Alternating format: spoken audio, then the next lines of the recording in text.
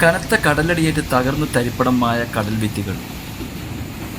മുമ്പ് വിശാല വിസ്തൃതമായ മണൽത്തരികളാൽ സമ്പന്നമായിരുന്ന കാപ്പാട് ബീച്ചിൻ്റെ ഇപ്പോഴത്തെ അവസ്ഥയാണ് ഈ കാണുന്നത്. തകർന്ന കടൽഭിത്തിക്കിടയിലൂടെ കിഴക്കോട്ട് പാഞ്ഞെടുക്കുന്ന തിരമാലകൾ രൂപപ്പെടുത്തിയെടുത്തിട്ടുള്ള വലിയൊരു ഗർത്തമാണ് ഈ കാണുന്നത്.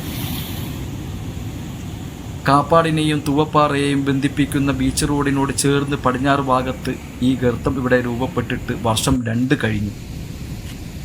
പഞ്ചായത്തോ പൊതുമരാമത്ത് വകുപ്പോ ഇറിഗേഷൻ ഡിപ്പാർട്ട്മെൻറ്റോ ഇവരാരും ഈ ഭാഗത്തേക്ക് തിരിഞ്ഞു നോക്കിയിട്ടില്ല എന്നതാണ് ഏറെ കൗതുകകരമായ ഒരു കാര്യം. ഈ ഗർത്തവും വിട്ട് കഷ്ടിച്ച് 10 മീറ്റർ കിഴക്ക് മാറി കേരള സർക്കാരിന് കീഴിലുള്ള ആരോഗ്യ വകുപ്പിൻ്റെ ഒരു സ്ഥാപനവും അതിൻ്റെ തൊട്ട് കിഴക്ക് ഭാഗത്ത് ഒരു അംഗനവാടിയും സ്ഥിതി ചെയ്യുന്നുണ്ട്. നൂറുകണക്കിന് ഗർഭിണികളും കുഞ്ഞുങ്ങളും വന്നു പോകുന്ന ഈ പ്രദേശത്താണ് ഈ അപകടം പതിയിരിക്കുന്നത്.